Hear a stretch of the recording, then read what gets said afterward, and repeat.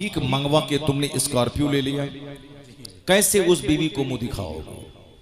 कैसे उसके सामने बोलोगे कि मैं तुम्हारा शौहर नामदार हूं? वो बीवी तो बोलेगी तेरे हाथ में जो वॉच है वो तो मेरे बाप ने दिया, जो तुमने 3 पीस का पैंट शर्ट पहना वो मेरे बाप ने दिया, जो तुम्हारे घर में पाँव पोछने वाला है वो तो मेरे बाप ने दिया, जो तुम्हारे घर का दरवाजे का विंडोज का डोर्स का पर्दा है वो भी मेरे बाप ने दिया, ये गाड़ी जिस गाड़ी पे चलते वो भी मेरे बाप ने दिया है, तेरा है क्या? और तू जो बोलेगा कि मैं शौहरे नामदार हूं, शौहरे नामदार वो नहीं होता है कि जो अपनी बीवी के बाप को कंगाल बना के ऐश करता है। शौहरे नामदार वो होता है जो अपनी कमाई से घर बनाता है, अपनी कमाई से फर्नीचर बनाता है, अपनी कमाई से वॉच से लेके शूज से लेके स्पेक्टेकल से लेके 4 व्हीलर और 2 व्हीलर तक खरीदता है, अपनी कमाई से फ्रिज, एसी, वॉशिंग मशीन सब लेता है, और एक नेक संजीदा लड़की से निकाह करके उसके बाप से कहता है कुछ नहीं सिर्फ बेटी देना हमको, चूंकि हमें निकाह करना है आपकी बेटी से। नेक लड़की को अपने घर में लाएगा और कहेगा तुम देखो ये मेरा घर है, रानी बन के तुम रहो, ये फ्रिज मेरा है, ठंडा पानी तुम पियो, ये साहब मेरे घर हैं, मैं तो बाहर मारे मारे फिरूंगा 2 रुपए कमाने के लिए, और तुम इसमें क्वीन बन के रहो मेरे घर में। मालूम है जो लड़की अपने शौहर के घर में इस तरह आएगी न कभी तकरार होगी, न कभी लड़ाई होगी, न कभी तलाक होगी, बल्कि अपना दिल शौहर के पांव के नीचे बिछा देगी। ये जीने का एक तरीका है, रिश्तेदार को देने का, लूटने का नहीं, वरना सारी जिंदगी कंगाल रहेगा बंदा। काफिर तो फिनारे जहन्नम, हमेशा के लिए जहन्नम में जलेगा, उसका तो कोई मतलब ही नहीं। चूंकि हमको जन्नत जाना, चूंकि हमको ये दुनिया का 100 साल तो 1 सेकंड है, खत्म हो जाएगा, हमारे लिए आखिरत है। यही हदीस का सबसे बड़ा उन्वान है, यही कुरान पाक का सबसे बड़ा टॉपिक है कि हमारे लिए आखिरत है। तो अक्लमंद है वो जो आखिरत की बात सोचे। ए लड़का, ए कहां भाग रहा है? बैठो। क्या बंदर की तरह करता है यार, छुछंदर की तरह करता है। नात पढ़ता रहा, सुनता रहा, और अभी हदीस पढ़ रहा हूं, भाग रहा है। अगर इसको हिंदुस्तान का हिंदू इसको काटेगा तो कसूर किसका है? अगर हमारे घरों को ये काफिर उजाड़े तो कैसे तड़पेगा और कैसे अल्लाह की रहमतों को आवाज देगा? जो मस्जिदों को उजाड़ेगा उसकी जिंदगी में सुख कभी नहीं होगा। जो मदरसे को उजाड़ेगा अल्लाह ताला उसके घर को उजाड़ देगा। जो दीनी मजलिसों को उजाड़ेगा अल्लाह उसकी जिंदगी से सुख चैन को उजाड़ देगा। कभी गौर करते हो कि सारे लोग बंदर की तरह मारे मारे फिर रहे हैं? अरबों में खेलने वाला भी छुछंदर की तरह मारे मारे फिर रहा है। चेहरा काला है, खुदकुशी है, सुसाइड है, जहर खुरानी है, दिन रात का टेंशन है, 1 दर्जन बीमारी में घिर के तड़प तड़प के मर जाना है। सुकून चैन किसके पास है? मकान, दुकान, गाड़ी, छकड़ा, उसी के पीछे सब पागल है। डॉक्टर, इंजीनियर, मकान बनाए, गाड़ी खरीदें, मजा मौज मस्ती करें। हर घर दुखी है। सीने को फाड़ के देखोगे तो 1000 जख्म मिलेगा। इसलिए कि जिस रास्ते में चल के तुम चैन ढूंढ रहे हो उस रास्ते में अल्लाह ने चैन नहीं रखा है। जिस रास्ते पे चल के तुम सुकून तलाश कर रहे हो अल्लाह ने वहां सुकून नहीं रखा है। वरना मैं अक्सर कहता हूं कि सुशांत सिंह राजपूत जैसा करोड़ों में खेलने वाला फिल्म का एक्टर वो फांसी के फंदे पे लटक गया। अगर फिल्म में नाचने से सुकून मिलता तो फिर वो फांसी के फंदे पे नहीं लटकता। 30 साल की खूबसूरत लड़की एक्ट्रेस फिल्म में नाचने वाली, जिसके पीछे हजारों लड़के दीवाना रहते थे और करोड़ों लोग फिल्म में देख देख के उस पर जान निछावर करने को तैयार रहते थे। वो लड़की की सड़ी हुई लाश घर से निकली। अगर हुस्न में ही खूबसूरती है और 1000 लड़कों के बीच में झूमने में मस्ती है तो उस लड़की को जहर करके नहीं मरना चाहिए। तुम्हें मालूम है कि Charlie Chaplin British film star, जिसका एक मशहूर मकूला है कि I like to walk in the rain, nobody can see my tears, मैं बारिश में टहलना चाहता हूं ताकि जी भर के रोऊं और कोई मेरे आंसू को देख नहीं पाए। करोड़ों को हंसाने वाला, करोड़ों जिसके फैंस हैं, वो ब्रिटिश फिल्म स्टार है, मगर हिंदुस्तान में करोड़ों लोग हैं जो उनके फैन हैं, उनके साहब दिलदादा है। लेकिन वो आदमी इतना गमगीन है, करोड़ों को हंसाने वाला। उसका मखूला अभी चार्ली चैपलिन बोले, वो इंटरनेट पे उसका ये लफ्ज सामने आ जाएगा, ये जुमला, I like to walk in the rain nobody can see my tears. मैं बारिश में टहलना चाहता हूं ताकि रोऊं, जी भर के रोऊं, कोई मेरे आंसू को देख नहीं पाए। डॉक्टर के पास गया था, वो कहा था मेरे दर्द की दवा दे दो। कहा क्या है? कहा अंदर से मैं दुखी और टूटा हुआ रहता हूं, चैन नहीं है। कहा चार्ली चैपलिन का शो देखा करो, थोड़ी सी चार्मिंग पैदा हो जाएगी, गम हल्का हो जाएगा। तो वो शख्स बोला चार्ली चैपलिन तो मैं ही हूं। डॉक्टर चेहरा देखने लगा उसका, थकता रह गया। कहा मैं, डॉक्टर चूंकि खुद उसका शो देखा करता था और हंसा करता था, गम को हल्का किया करता था, अब वो चौंक गया। जिसको हजारों लोग सुन के देख के गम की दवा करते हैं, वो शख्स अंदर से इतना दुखी है कि अपने दर्द की दवा तलाश करने डॉक्टर के पास आया और कहता है कि मैं जी भर के रोना चाहता हूं। और तुम मोटरसाइकिल खरीद के, मोबाइल चला के और गली कुचे में घूम करके एक तो छोटा सा घर बना के सोचते हो कि हमको सुकून मिल जाएगा। नहीं मिलेगा सुकून। न चार्ली के घर में सुकून है, न लता मंगेशकर के घर में सुकून है। अरबों में खेलने वाली, उसका भी एक जुमला द टाइम्स ऑफ इंडिया में छपा था, जो हिंदुस्तान का सबसे बड़ा अखबार है, द टाइम्स ऑफ इंडिया, अंग्रेजी का। क्योंकि तुमको हुल्लड़बाजी करने, गुटखा खाने से फुर्सत कहां है कि तुम अंग्रेजी का अखबार पढ़ेगा। तुम तो उर्दू भी ठीक से नहीं जानते, बस भीड़ लगाया, नाच सुने, भाग गए। अब चाहे इस्लाम कुछ भी कहे, कुरान में जो आए, हदीस में जो आए, जहन्नम ही में चलेंगे, देखा जाएगा, मगर नाचेंगे कूदेंगे। ये अक्लमंदी का तकाजा नहीं है। जुमा के खिताब और ईदैन की तकरीर और हर महफिल मिलाद का वाज किसी भी मजहब में समझाने का इतना सिस्टम नहीं है जो सिस्टम इस्लाम ने हमको दिया। जुमा के दिन वाज सुनना ही सुनना है, ईद और बकरीद में तकरीर सुनना ही सुनना है।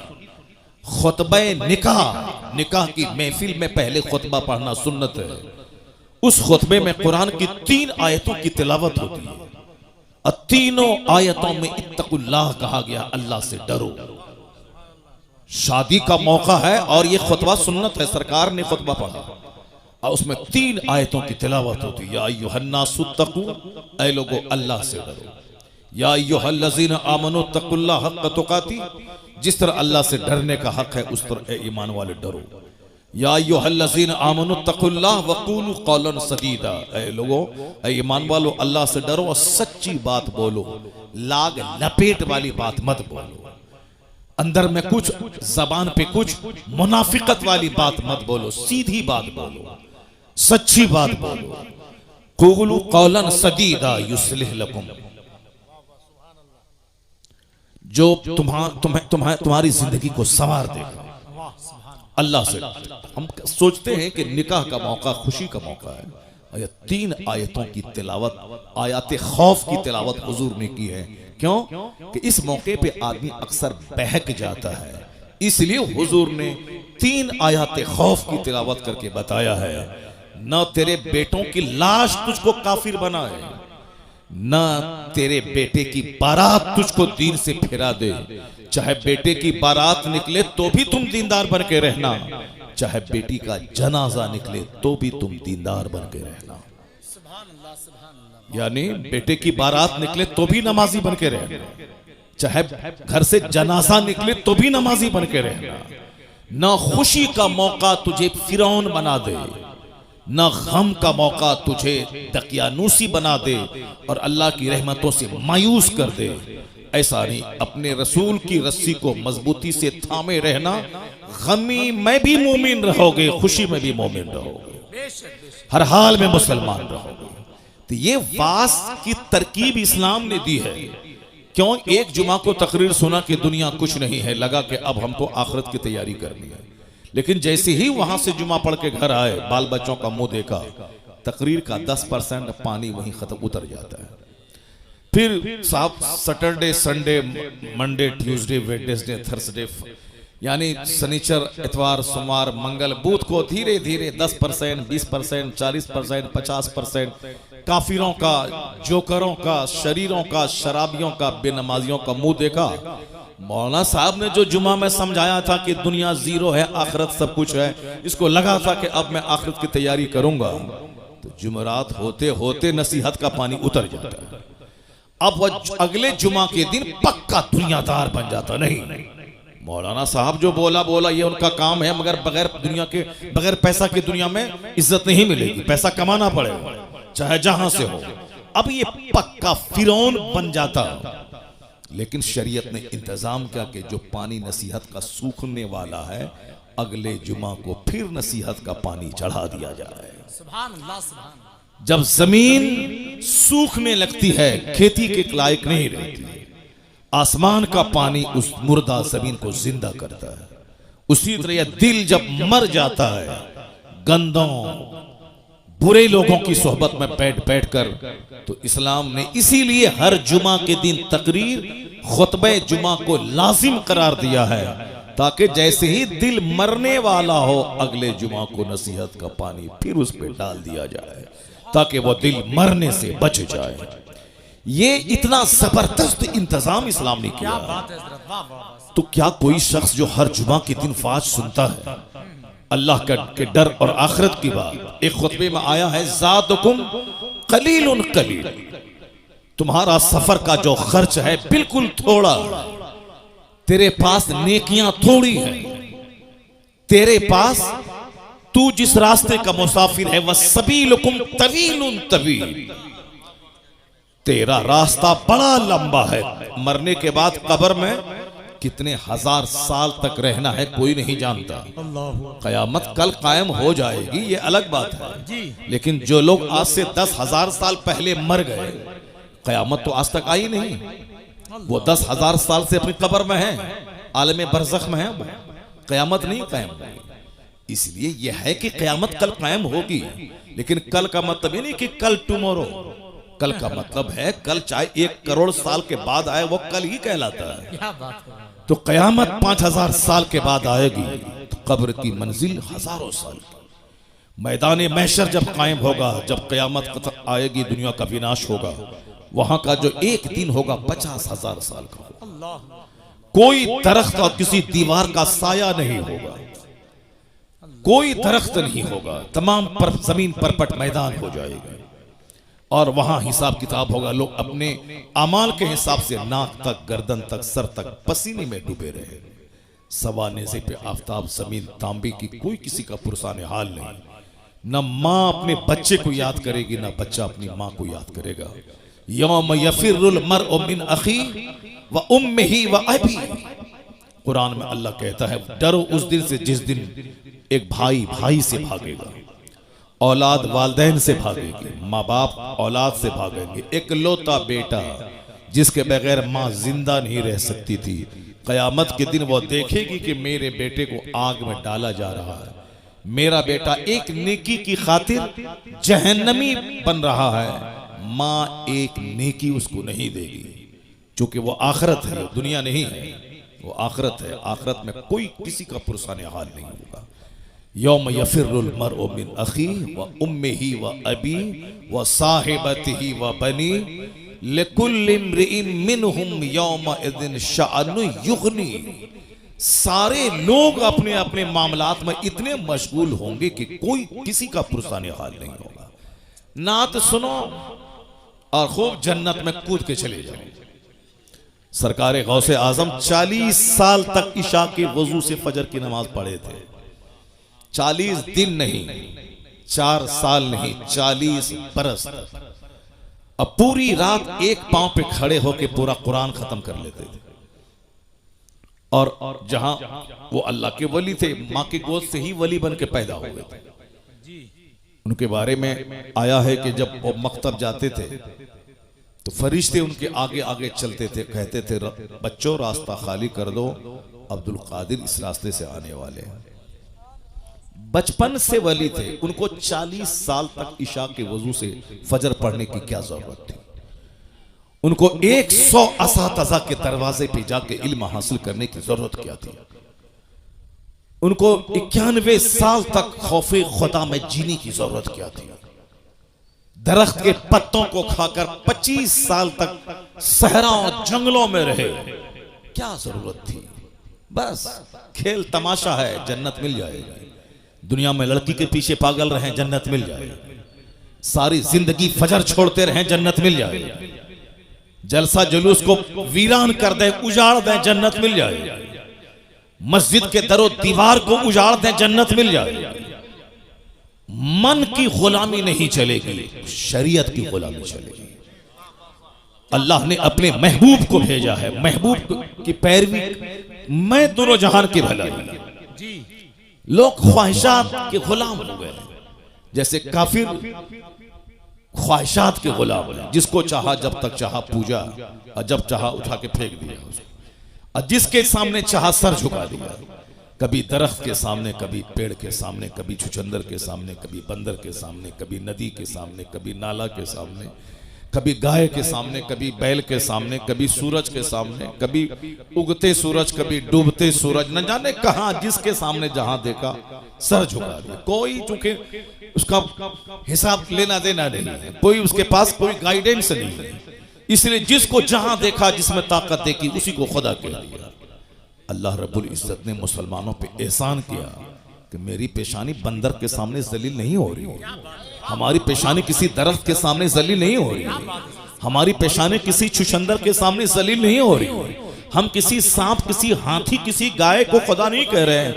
एक खुदा को माना, बेशुमार जगहों पे पेशानी जलील होने से बच चलेगा। यह इस्लाम लाने का सबसे बड़ा बेनिफिट यही है कि कहो ला इलाहा इल्लल्लाह, there is no any god but Allah. Allah मेरा माबूद है। अब जन्नत तो वहां मिलेगी, इस दुनिया में दर दर की ठोकर खाने से पेशानी बच गई। और यह दलील बनकर अल्लाह ने अपने महबूब को भेजा, दलील बनाकर। जो सूरज को पूजता है, मेरे मुस्तफा की उंगली का इशारा पाके सूरज डूबा वापस आ रहा। सूरज को तुमने ताकत देख करके खुदा कहा था ना, तो वो ताकतवर सूरज तो ताकतवर मुस्तफा के इशारे पे गुलामी कर रहा है। तुमने चांद को खुदा कहा था ना, ये चांद मुस्तफा का इशारा पाके 2 टुकड़ों में बढ़ जाता है। तुमने पत्थर को खुदा कहा था, ये पत्थर मुस्तफा के पाए अक़दस को पाके अपने सीने पे नक्श उभार लेता है, पत्थर मुस्तफा पे सलाम पढ़ता है। तुमने सांप को खुदा कहा था, यह सांप मुस्तफा के गुलामों की गुलामी कर रहा है। तुमने समंदर दरिया को खुदा कहा था, वो दरिया मुस्तफा के गुलामों के लिए धूल में तब्दील हो जाता है। तो जिस दरख्त को तुमने खुदा कहा था, यह दरख्त मुस्तफा को सजदा कर रहा है। इसलिए ए सारी दुनिया के लोगों, अगर तू तलाश करता है कि मेरा खुदा कौन है, आ जाओ मेरे महबूब के पास। जिन जिन चीजों की तू परस्तिश करता है, जिसको खुदा कहता है, वो सारी चीजें मुस्तफा के इशारे पे गर्दिश कर रही है। अब जब दुनिया मुस्तफा के पास पहुंचेगी, तो अब वहां उसको ज्यादा देर नहीं लगेगी खुदा की मार्फत हासिल करने में। क्योंकि जो सबसे ज्यादा ताकतवर है, जिनको दरख्त सजदा करे, जिनका कलमा पत्थर पढ़े, जिनके इशारे पे सूरज और चांद गर्दिश करें, ये अपनी पेशानी जमीन पर टेके हुआ है और कहता है सुबहान रब्बियल आला। मतलब इतना ताकतवर मुस्तफा, जिसको खुदा कह दे वही खुदा है, जिसको सजदा करे वही मस्जूद है। तो अब दुनिया को समझने में देर नहीं लगी कि मोहम्मद अरबी खुदा का पता बताने आया है। इसलिए अल्लाह ने कहा कद जाकुम बुरहानुम मिर रब्बिकुम, तुम्हारे रब की तरफ से दलील बन के मुस्तफा आ गए। मुस्तफा को देखो, खुदा समझ में आएगा। इन्हें देख ले, दुनिया की सच्चाई समझ में आ जाएगी, आखिरत की सच्चाई समझ में आ जाएगी। बहुत अच्छा मुस्तफा दोनों जहान की वास्तविकता को बताने आए हैं। अब जाहिर सी बात है, जो हुजूर को पढ़ेगा वो जानेगा, जो सरकार दो जहां की बायोग्राफी का मुताला करेगा वो जानेगा, और जो तमाशा देखेगा जाएगा तो सारी जिंदगी कलमा भी ठीक से नहीं पढ़ पाएगा। अत्तहियात तो सारे लोग पढ़ते हैं, लेकिन अत्तहियात करोड़ों में कोई पढ़ता है। सुभान रब्बियल आला तो मर्द औरतें करोड़ों की तादाद में लोग पढ़ते हैं, लेकिन सुभान रब्बियल आला एक लाखों में कोई पढ़ता है। क्या बात है। सजदा, अभी भी मैंने मस्जिद में आज देखा एक आदमी को सजदा करते हुए, बस ऐसे ही जैसे चोंच मार रहा है। जब सजदा में सारे पार्ट्स का सजदे की हालत में ठहरना जरूरी है, फिर वो बैठ जाए तो सारे पार्ट्स अपनी जगह पे सेट हो जाए, फिर उसके बाद दूसरा सजदा करे। लेकिन वो ऐसे घुसता, ऐसे करता, चोंच मारता है। वो अपने मन में तो मैं नमाज पढ़ रहा हूं, जाहिर सी बात है वो नात सुन के भाग जाएगा। वो कैसे जाने कि हदीस में क्या आया, वो कैसे जाने कि कुरान में क्या आया। जो नात पढ़ता है वो हदीस नहीं पढ़ता है, वो भी तो सारी जिंदगी नात ही पढ़ेगा, वो भी नहीं जान पाएगा कि इस्लाम क्या है, सुन्नियत क्या है। इसलिए मैं अक्सर कहता हूं कि नात पढ़ना जरूरी नहीं है, नमाज पढ़ना जरूरी है, दीन सीखना जरूरी है। जो जरूरी है उसको करते नहीं है। 2 टका कमाने के लिए साहब लोगों को बेवकूफ बना रहे हैं। 2 टका कमाने के लिए साहब अपने खरबों की जन्नत को दांव पे लगाए हुए हैं 2 टका कमाने के लिए। जैसे तुम इंजीनियर बनते हो 2 टका कमाने के लिए, तुम डॉक्टर बनते हो 2 टका कमाने के लिए। तुमको न नमाज की फिक्र है, न रोजे की फिक्र है, न आखिरत की फिक्र है, न कब्र के सवाल जवाब की फिक्र है, न कुरान पाक में जो खरबों नसीहतें हमारे लिए हैं उसके पढ़ने की फिक्र है। बस physics, chemistry, biology, zoology, botany पढ़ा, नौकरी मिली, 1 लाख रुपए महीना कमाया, पेट भरा, छोटा सा घर बना, छोटी सी स्विफ्ट खरीदी, और इतराया, चक्कर आया, गिरे, मर गए। अब सारी दुनिया खत्म। अब जहां गए वहां का एक दिन 50,000 साल के बराबर। ये बताओ क्या करोगे वहां, क्या होगा वहां? ना कोई पुरसाने हाल नहीं होगा वहां। वहां ये नहीं बोलेगा कि मालिक हम नहीं जानते थे, नहीं। तो जुमा के दिन तुमको बताया जाता था कि अल्लाह हक है, कुरान हक है, नबी हक है, जन्नत जहन्नम हक है। हर ईदैन की किताब में तुमको बताया जाता था कि जन्नत हक है, जहन्नम हक है, कुरान हक है। ये आखिरत तुम रोजाना लाशों को कांधे पे उठाते थे जो तुम्हारी तरह तुमसे ज्यादा ताकतवर था, लेकिन फजर के बाद उसकी मौत का ऐलान हुआ, जोहर के बाद तुम उसको दफन करके कब्र से आ गए, मगर फिर भी तुमको होश नहीं आया कि हो सकता है कल फजर के बाद मेरी मौत का ऐलान हो जाए। तुम ये सोचे कि ये मरा है, मैं तो नहीं मरूंगा, इसलिए तुम दुनिया में मस्त रहे। अजान की आवाज तुझको बुलाती थी कि खाना पीना तो सुअर छुछंदर सबको अल्लाह रोजी देता है। वमा मिन दाब्बतिन फिल अर्द इल्ला अल्लाह रिज़्क़ुहा। कुरान साफ कहता है कि जमीन पे चलने वाला कोई चौपाया ऐसा नहीं है जिसकी रोजी का जिम्मा अल्लाह ने ना लिया हो। काफिर अल्लाह को गाली देता है मगर अल्लाह उसे भी रोजी देता है। जो अपनी इज्जत बेचकर तवाइफ के कोठे पे 2 रुपया कमाती है, अल्लाह उसे भी रोजी देता है। सुअर, बंदर, छुछंदर, सांप, उसको अल्लाह रोजी देता है। जो अल्लाह को गाली देता कहता है कि कोई अल्लाह नहीं है, वह नास्तिक माअज़ल्लाह, अल्लाह उसे भी रोजी देता है। सारी कायनात का खालिक अल्लाह है, इस सबको इसका इकरार है। चाहे भले ही अपनी जबान में जो कह दे, वह बोले कि साहब उस खुदा को जो अपनी जबान में, इब्रानी में, सुरियानी में, अंग्रेजी में, हिंदी में जो कहे, मगर वह बोलता है कि गॉड इज वन, अल्लाह एक है जो सारी दुनिया को पैदा किया है।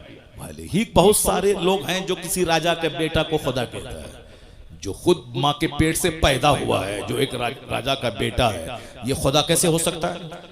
जो अपने माँ के पेट में रहा, पैदा हुआ, उसकी माँ थी, उसका बाप था, जो दुनिया का खुदा है उसका कोई न माँ है न उसका बाप है, वो लम यलिद वलम यूलद है, और ये इस राजा का बेटा को खुदा कहता है। तो अब उनको कहा जाए तो वो कहता है कि हाँ ये उस खुदा का ये अवतार बन करके आ गए। अब तरह खुराफात में लोग गुम हो गए। खुदा का अवतार बन के आ गए, खुदा का पैगंबर बन के बंदा आता है, खुदा बन के कोई आदमी की शक्ल में नहीं आता है। तो अब वो अपने हिसाब से कह रहा है, मगर ये कह रहा हूं आपसे कि उसको जैसे चाहे वो बोलता है, लेकिन सच्ची बात यही है कि दुनिया का खालिक मालिक अल्लाह है। वही सबको पैदा किया है, वही सबको मौत देता है, वही सबके लिए जन्नत और जहन्नम वहां बनाया है कि जो यहाँ ईमान लाया अच्छा काम करें उसके लिए जन्नत है, जो यहाँ ईमान नहीं लाए बुरा काम करें उसके लिए आग है। और इस दुनिया में रोजी सबको मिलेगी, कोई भूखा नहीं मरेगा। वमा मिन दाब्बतिन फिल अर्द इल्ला अल्लाह रिज़्क़ुहा। जमीन पर चलने वाला कोई चौपाया ऐसा नहीं है जिसको अल्लाह रोजी नहीं देता। इन्नल्लाह हुवर रज़्ज़ाक़ु ज़ुल क़ुव्वतिल मतीन, अल्लाह जबरदस्त रोजी देने वाला। इसलिए अल्लाह मोमिन को भी रोजी देता है, काफिर को भी देता है, नेक को भी देता है, बद को भी देता है, नमाजी को भी देता है, बेनमाजी को भी देता है। इसी पॉइंट को अगर आप गौर से सुन लें तो मकसद जिंदगी का फलसफा मसला हल हो जाएगा। क्योंकि गौर से सुनते ही नहीं, आप बोलते कि मौलाना साहब तकरीर अपने हिसाब से करते हैं, जो वो रट के आते हैं, बोल के आते हैं, अपना मजमून सुना दिया, अपना काम किया, चला गया। जैसे कोई आया, नात पढ़ा, जो गाया, अपना पढ़ा, अपना काम किया, चला गया। वैसे ही मौलाना साहब अपना गा रहे हैं, अपना बजा रहे हैं और गा बजा के चले जाएंगे। ऐसा नहीं है, ऐसा नहीं है। आलिम दीन कुरान सुनाते हैं, हदीस सुनाते हैं। ये वो काम है जो अंबिया और मुरसलीन के गुलाम बनकर उलमाए कराम कर रहे हैं। यही पैगाम अंबिया कराम पहुंचाते थे कि तुम अपना मकसद हयात पहचानो, तुम जानो कि तुम क्यों पैदा हुए, और उलमा अंबिया के वारिस बनकर तुम तक सच्चाई पहुंचाते हैं कि दुनिया की वास्तविकता क्या है, हकीकत क्या है, हम क्यों पैदा होते हैं, क्यों मर जाते हैं। यह सच्चाई यही है कि रोजी सबको मिलेगी। जो रोजी सबके लिए है उसके लिए मेहनत देखिए कितनी है। 30 साल पढ़ना, 30 साल नौकरी करना, यह है उस वो रोजी जो रोजी बंदर छुछंदर सबको मिलती है। उसके 30 साल पढ़ना, 2-4-5 साल कंपटीशन फेस करना, मारे मारे फिरना, सऊदी अरब जाना, अमेरिका जाना, 2 टका कमाना, घर बनाना, खाना, शादी ब्याह करना, 2 बच्चा पैदा करना, उसके बाद मर जाना। ये रोजी जो सबके लिए, उसके लिए इतनी मेहनत है। मगर जन्नत सबके लिए नहीं है। जन्नत करोड़ों में किसी किसी के लिए है। अल्लाह ने रोजी का सबके लिए वादा किया है, सबको रोजी मिलेगी। अल्लाह को गाली दो तो भी रोजी मिलेगी, नमाज नहीं पढ़ो तो भी रोजी मिलेगी, जिना करो, शराब पियो, जुआ खेलो, सबको रोजी मिलेगी। मगर जन्नत सबको नहीं मिलेगी। जन्नत करोड़ों में किसी किसी को मिलेगी। और जन्नत मिलेगी किसको? इल्लल लज़ीना आमनू व अमिलुस सालिहात, जो ईमान लाया, अच्छा काम किया। यहां इज्जत की रोजी मिलेगी, मरने के बाद मुस्तफा की जन्नत मिलेगी। सुभान अल्लाह, सुभान अल्लाह। इल्लल लज़ीना आमनू व अमिलुस सालिहात, जो ईमान लाया, अच्छा काम किया। तो मैं 24 घंटे में जो रोजी के लिए 12 घंटे में मारे मारे फिरता हूँ, जो रोजी सबके लिए है, ये 12 घंटे जन्नत के लिए फिरना चाहिए। हकीकत में जहां खरबों साल रहना है, जहां महासंख्यों साल रहना है, उसके लिए 12 घंटे अगर बंदा पागल रहे तो आदमी समझेगा हाँ जो असल है, हकीकत है, सच्चाई है। जहां खरबों साल रहना है, जो जन्नत हमारे लिए है कि नहीं है, बंदा डरता रहे, उसकी तैयारी करे। ये लोग देखेंगे तो कहेंगे हाँ ये मकसद हयात को पा लिया। जो रोजी कोढ़ी के लिए भी है, जो रोजी समाज का निकम्मा जो फालिज ज़दा है उसके लिए भी है। यहां अरबों में खेलने वाला आदमी ऐसे सूख के कांटा हो गया, शुगर ने अटैक किया और सारा गोश्त को शुगर चाट गया। और जिसका 2 पांव नहीं है वो रेलवे स्टेशन पे भीख मांग रहा है। इतना मोटा ताजा है कि उसको देखने के बाद आदमी दंग रह जाता है। पांव दोनों नहीं है, फालिज ज़दा है, लेकिन मोटा ताजा है साहब। बॉडी से जैसे चर्बी फट जाएगी। और यहाँ 1000 एकड़ जमीन का जोतने वाला शुगर ने दीमक की तरह सारा गोश्त चाट के खा गया है। इसका मतलब है अगर मेहनत से बंदा खाता, ये अरबपति को खूब ज्यादा मोटा रहना चाहिए। और वह बेचारा फालिज ज़दा भिखारी जिसको कमाता नहीं है, उसको कम रोजी मिलती है, उसका बदन सूख जाना चाहिए। लेकिन यहाँ उल्टा मामला है, जो कमाता नहीं है वो चर्बी फूट रही है उसके बदन से।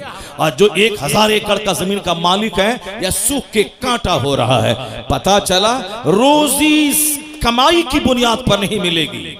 अल्लाह ने जिस जानदार को पैदा किया है सबको रोजी देने का अल्लाह ने वादा किया है। बंदर, चुचंदर, सुअर, हाथी, गाय, भैंस, बैल, सबको सुअर जैसा खतरनाक जानवर जो बिल्कुल नजीस से ऐन है, वो अंग अंग उसका नापाक है, लेकिन वह सुअर भी खाता है। कुत्ता, जिसको कुत्ता कह करके लोग उद्धृत करते हैं, ये कुत्ता है, वो कुत्ता को भी रोजी मिलती है। मछली, जो व्हील मछली, जो रोजाना की खुराक उसके मनों में है, वो समंदर में छोटी छोटी मछलियां अल्लाह ने इतनी पैदा कर दी ताकि बड़ी मछली छोटी मछली को खा के जिंदा रहे। सांप नाबीना, जो दरख्त की सबसे ऊंची टहनी में लिपटा हुआ रहता है, अल्लाह परिंदों के जरिए उसके मुंह में रोजी डाल देता है।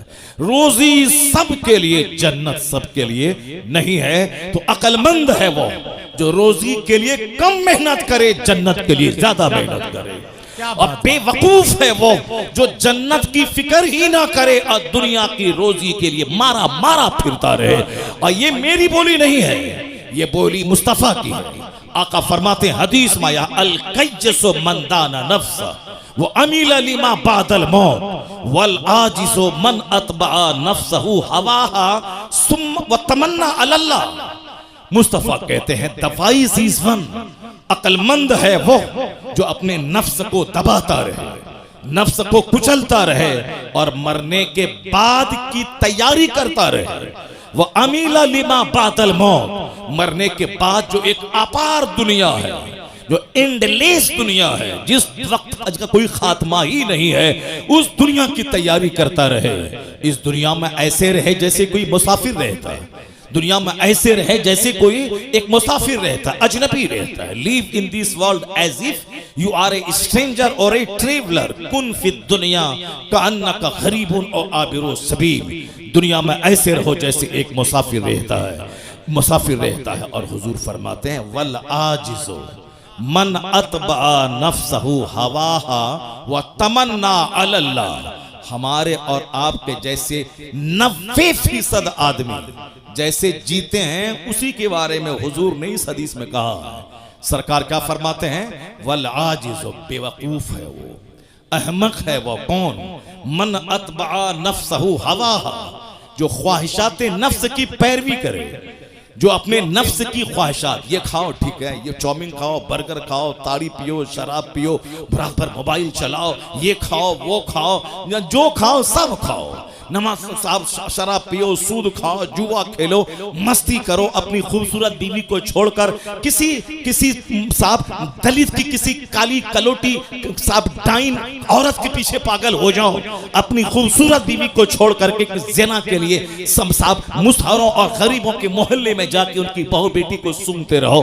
बड़े बड़े अरबपति खूबसूरत बीवी को छोड़ के मजदूरी करने वाली, खेत में जो नापाक रहने वाली, काली कलोटी गंदा रहने वाली, उस औरतों के पीछे पागल रहता है और घर में अपनी खूबसूरत हूर जैसी बीवी से लड़ाई करता है, उसको गाली देता है, मारता है, उसको बाप के घर भेज देता है। और हमेशा नापाक रहने वाली भोंडी और साहब जिद्दी और काली कलोटी भूतनी चोड़ेल के पीछे पागल रहता है। बेशुमार लोगों की कहानियां समाज के अंदर मौजूद हैं। क्या क्या कहा, ये नफ्स की पैरवी करे, वह तमन्ना अल्लाह, और उम्मीद लगा के बैठे कि अल्लाह जन्नत दे देगा, वह तमन्ना अल्लाह, और उम्मीद लगा के बैठे कि अल्लाह जन्नत दे देगा। यह हदीस पाक अगर दिल से पढ़ोगे तो सीना फट जाएगा, अगर दिल से पढ़ोगे तो सीना फट जाएगा। ए लड़का, एक तमाचा मारेंगे, चेहरा लाल कर देंगे, बदतमीज कहेगा। बाप तो नात सुन के भाग गया, तुम क्यों बैठा हुआ है, भागो घर में। जिसको तकरीर सुनना था तो वह भाग गया नात सुनने के बाद, नात सुनने के लिए आया था, कव्वाली सुनने के लिए आया था, भाग गया। अब हदीस कौन सुनेगा, ये बंदर जो हंस रहा, बताइए, ये सामने हंस रहा, ये हंसने वाला बच्चा बैठा हुआ, अब बाप इसका नात सुन के भाग गया। अब सुबह उठेगा, कल कोदाल पसनी लेगा और कमाने के लिए दिन भर चला जाएगा, दिन भर मारे मारे फिरेगा, और 2 रुपया कमाएगा, बोलेगा हमसे बड़ा कोई नहीं। एक छोटा सा घर बना लेगा, बोलेगा हमसे बड़ा कोई नहीं। एक छोटी सी स्वीट खरीद लेगा, बोलेगा हमसे बड़ा कोई नहीं।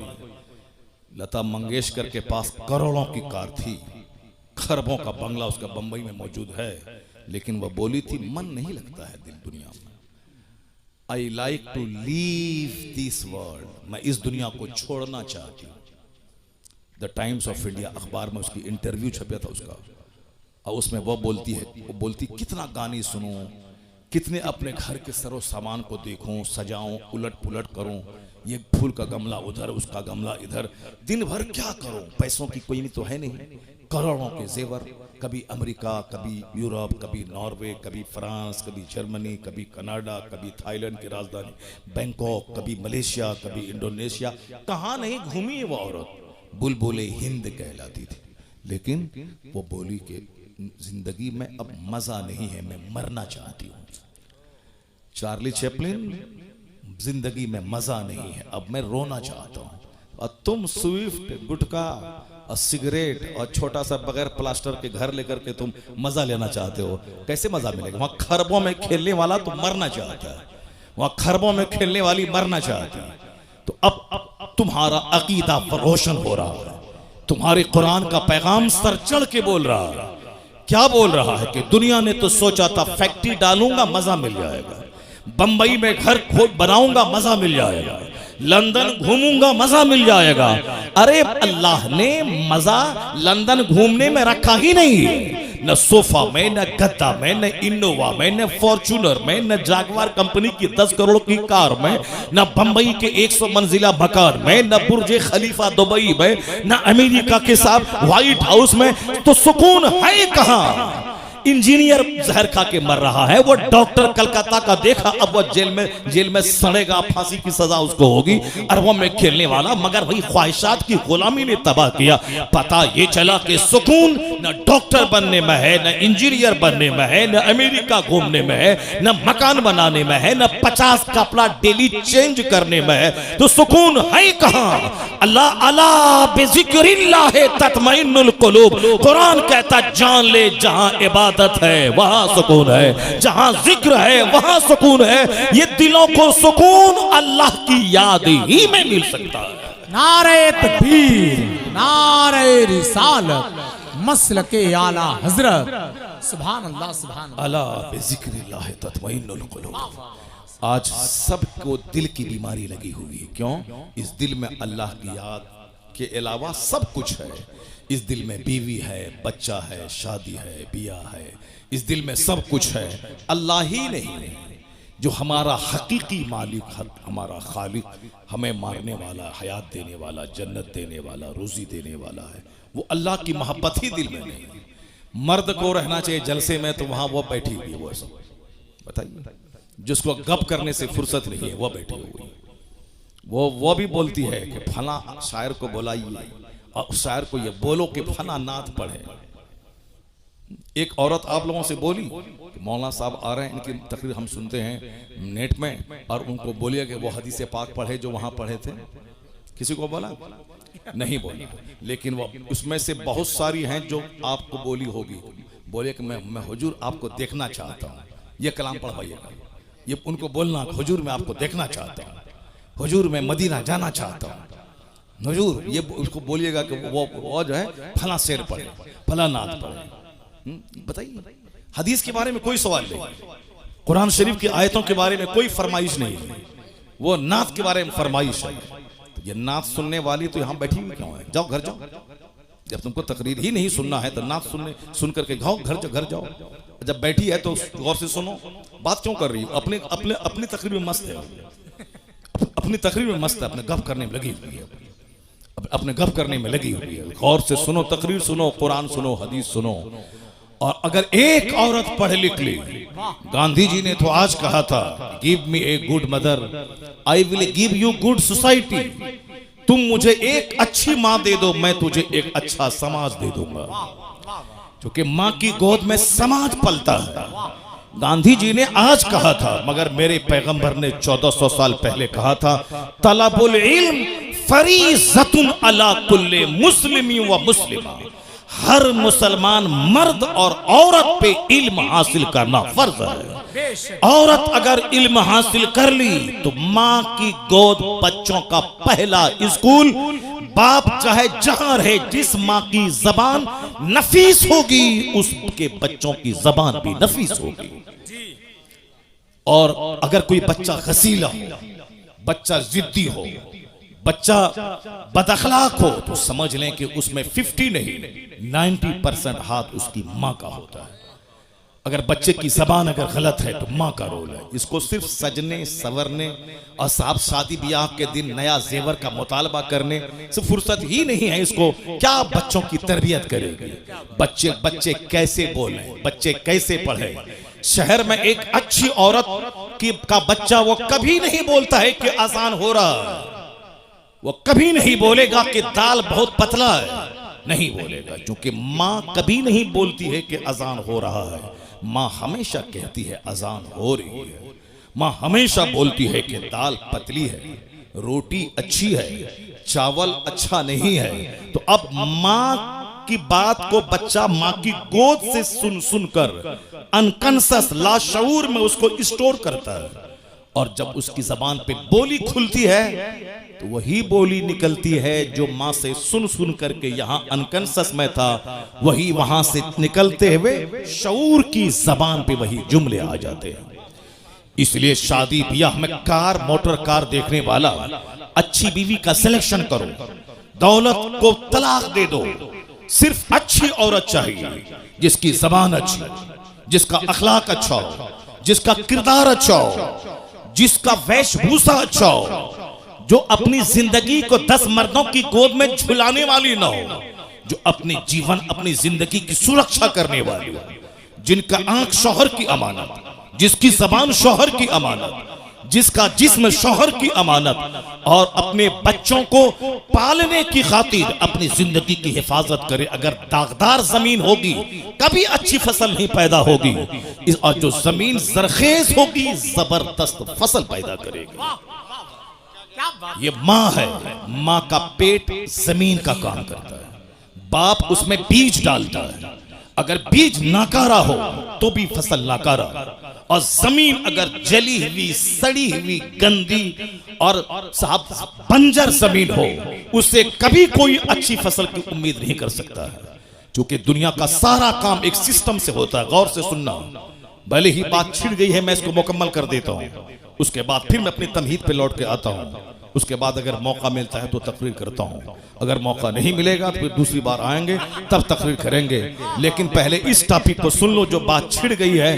मेरी माँ बहन भी गौर से सुन ले, गौर से सुने मेरी बात, और इसको हवाई बात समझ करके ना बल्कि दिल में जगह दे रहे, उसको अपनी जिंदगी में उतारने की कोशिश करे, और समझ लें कि तकरीर नाचने का नाम नहीं है, तकरीर हाथ नचाने का नाम नहीं है, तकरीर कुर्सी तोड़ने का नाम नहीं है, तकरीर है कुरान हदीस का मीठा पैगाम दिल में उतार देने का, जो आदमी की सोच बदल दे, जो आदमी की आंखों को इस काबिल बना दे कि ये आंख किसी लड़की की मोहब्बत में ना रोए, खालिके कायनात की मोहब्बत में रोने वाली बन जाए।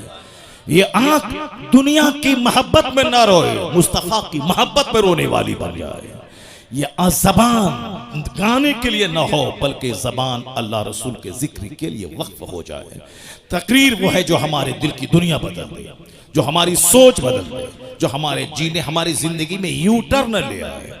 जा रहा था पूरब की तरफ, सोचता था काबा पहुंच जाऊंगा, लेकिन पूरब जाने वाला कहीं काबा पहुंचता है। तू बकाबा न रसी ए एराबी की रह के मी रबी बतुर्किस्तान ए एराबी, तू काबा तक नहीं पहुंच पाएगा, क्योंकि जो रास्ता तुमने चुना है ये रास्ता काबा का नहीं, ये रास्ता तुर्किस्तान का है। हम लोग जिस हाल में जी रहे हैं ये रास्ता खुदा की रहमतों को अपनी तरफ मुतवज्जह करने का रास्ता नहीं है, ये रास्ता है अल्लाह के अजाब को दावत देने का, ये रास्ता है मुस्तफा की नाराजगी के मोल लेने का, ये रास्ता है औलिया और सालिहीन की रूहों के रूठ जाने का, ये रास्ता है अपने घर को तबाह बर्बाद करने का, ये रास्ता है आने वाली नस्लों को मिलिया मेट करने का रास्ता है। रास्ता वही है बमुस्तफा बरसा खेशरा के दीन हमाउस गर बबू न रसीदी तमाम बुलहब।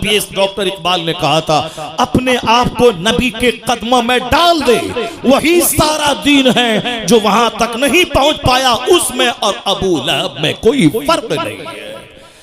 मुस्तफ़ा बरसा खेशरा, अपने आप को नबी के कदमों में डाल दे, नबी तक पहुंचा दे और अपनी जिंदगी का मकसद मुस्तफ़ा की गुलामी बना ले।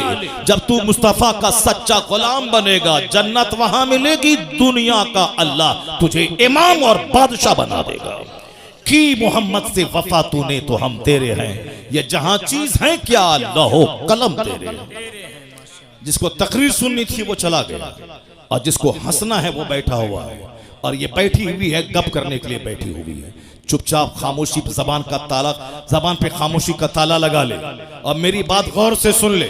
और तुम अच्छी बनेगी, तेरे शौहर भी नेक बन जाएगा, और तुम अच्छी बनी, तेरा बच्चा तो वली और कुतुब पैदा हो जाएगा। तुम घबराती है कि मेरा बेटा मुझको मारता है, मेरा बेटा मुझको मारता है। तेरा बेटा तुझे मारेगा नहीं, तेरा बेटा तेरे पांव को धो के पिएगा। अगर तुम अच्छी मां बन गई तो तेरा बेटा तेरे पांव को चूमेगा, बोलेगा यहां चूमने से जन्नत की खुशबू आती है। अगर तुम बच्चों को बता दे कि मुस्तफ़ा क्या है, मुस्तफ़ा की तालीमात क्या है, और ऐसा नहीं होता कि पीर साहब आए हैं तेल से फुकवा दो, जरा पानी फुकवा दो पीर साहब से, हमारा बेटा अच्छा हो जाएगा। पानी से फूकने से बेटा अच्छा होता है, तेल फूकने से बेटा अच्छा होता है। ऐसा पीर साहब आ गए और साहब एक तावीज दे दिया तो बेटा अच्छा हो जाएगा। जो भरम में जी रहे हो, इस भरम को हटा दो। पीर का मतलब होता है खुदा का रास्ता दिखाने वाला, पीर का मतलब है मुस्तफ़ा से जोड़ने वाला, पीर का मतलब है जो इस कदर नमाज पढ़े कि उनका मुरीद उसको देख के नमाजी बन जाए। पीर का मतलब है वो इस तरह अल्लाह से डरे रोए कि उनके सजदे को देखकर मुरीदों के सीने का जंग साफ हो जाए। इसके अलावा कोई दूसरा रास्ता नहीं। अगर पीर गुटखा खोर और 100 सिगरेट डेली पिएगा, मुरीद 200 सिगरेट डेली पिएगा। तुम्हारा पीर बोलता है कि तुम बोलते हो मेरे पीर को गुटखा बहुत पसंद है, सिगरेट पसंद है, तुम्हारे पीर को सिगरेट पसंद है, मेरे पीर को बरेली में किताब पसंद है। सुभान अल्लाह। 75 साल की उम्र में भी किताब का मुताला नहीं छोड़ा। उनको लोग तोहफे में किताब देते थे और तुम अपने पीर साहब को तोहफे में सिगरेट देते हो। जो जाहिर सी बात है तुम्हारा कसूर नहीं है, कसूर पीर साहब का है। तुमको जब मालूम है कि मेरे पीर की जो पसंद है वो गिफ्ट देना चाहिए, तो पीर की पसंद है पुड़िया, पीर की पसंद है शुद्ध पलस, पीर की पसंद है पान परा, पीर की पसंद है क्या रजनीगंधा, पीर की पसंद है। तो अब मुरीद वो पसंद वाली चीज लाके देता है। और जब मुरीद देखेगा पीर को पसंद है सजदा, पीर को पसंद है तस्बीह, पीर को पसंद है मुसल्ला, पीर को पसंद है किताब, पीर को पसंद है कुरान की तिलावत, तो वो रजनीगंधा नहीं देगा। मुरीद तस्बीह, मुसल्ला, कुरान पाक, मुसहफ लेके पीर को तोहफा पेश करेगा। मेरा मुर्शिद खुश हो जाएगा कुरान पाक की तिलावत से। मेरा मुर्शिद एक बरेली में था, बुढ़ापे में भी किताबों का मुताला नहीं छोड़ता। सुभान अल्लाह। जब भी देखा किताब पढ़ता देखा, जब भी देखा वाजु नसीहत करता देखा, जब भी देखा अम्र बिल मारूफ करता देखा। अमेरिका में रहे वही दीन की फिक्र, बरेली में